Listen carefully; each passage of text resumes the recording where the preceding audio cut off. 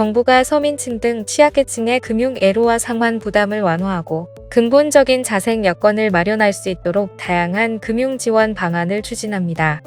금융위원회는 10월 2일 경제관계장관 회의 논의를 거쳐 관계부처와 함께 마련한 서민 등 취약계층 맞춤형 금융지원 확대 방안을 발표했습니다. 정부는 특히 주로 중소기업 등 재직 근로자, 비정규 근로자, 청년층, 무직자 등 여타 서민, 취약층의 금융 애로를 해소하기 위해 정책 서민 금융에 대한 상환유예, 장기 분할 상환 프로그램을 도입합니다. 그간 일시적 애로를 겪고 있는 정책 서민 금융 이용자, 즉 근로자 햇살론, 햇살론 15, 햇살론 뉴스 이용자에게 최장 1년의 상환유예 기간을 부여해 원금 상환 부담을 경감하고 상환에 어려움을 겪는 차주가 다수인 햇살론뱅크 이용자에게는 최장 10년의 분할 상환을 지원합니다. 또한 상환 능력이 낮은 기초수급자, 중증장애인 70세 이상 고령자의 경우 조속히 재기할 수 있도록 최대 15%까지 원금을 감면합니다.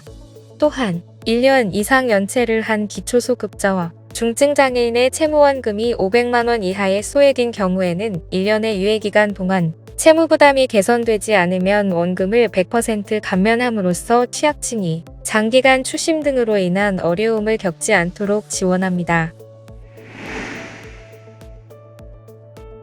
최보윤 국민의힘 의원은 7일 열린 보건복지부 국정감사에서 현재 시범 운영 중인 장애인 개인 예산제의 실효성 문제를 지적하며 예산 확대 및 서비스 통합을 통한 적극적인 장애인 선택권 보장을 촉구했습니다. 2026년 개인 예산제 본 사업 시행을 위한 2023년 모의 적용과 2024년 시범사업 결과 신청자들 117명이 중도 포기했으며 이들 중 활동 지원 시간 부족이 원인이 된 경우는 총 59명으로 50.4%에 달하는 것으로 나타났습니다. 이에 최보윤 의원은 개인 예산제가 제대로 작동하기 위한 방안으로 개인 예산제 자체 예산의 총량을 늘리는 신규 급여 편성과 다른 예산을 개인 예산으로 합단해 사용할 수 있게 하는 두 가지 개선 방안을 제시했습니다.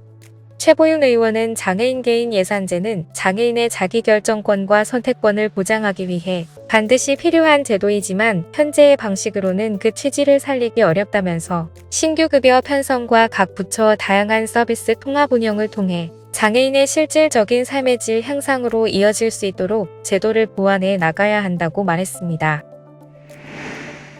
인천시는 11일부터 코로나19 감염에 따른 중증화 및 사망 예방을 위해 구의원군을 대상으로 무료 예방접종을 시행합니다. 이번 무료 예방접종 대상자는 65세 이상 노인, 생후 6개월 이상의 면역 저하자 및 감염 취약시설 입원 입소자입니다. 접종은 10월 11일부터 75세 이상 노인을 시작으로 연령대별로 순차적으로 진행됩니다.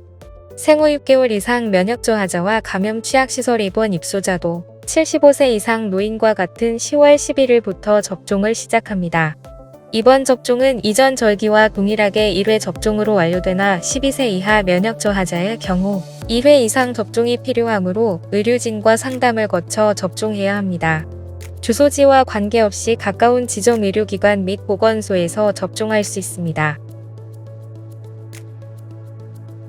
인천광역시 교육청은 폐균안치성 질환을 앓고 있는 학생들의 진료비 지원 신청을 11월 8일까지 신청받습니다. 지원 대상은 암 또는 중증의 심뇌혈관계 질환, 보건복지부 장관이 지정한 희귀질환을 앓고 있는 유, 초, 중, 고, 특수 각종 학교에 재학, 유예 휴학 중인 학생입니다.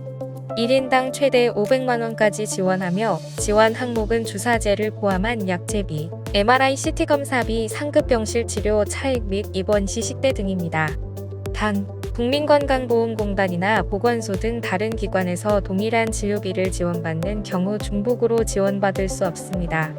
지원을 희망하는 학생은 치료비 지원 신청서와 관련 증빙 자료를 소속 학교에 제출하면 인천광역시 교육청 난치병학생지원위원회 심의를 거쳐 12월 중 최종 선정된 학생들에게 치료비를 지급할 예정입니다.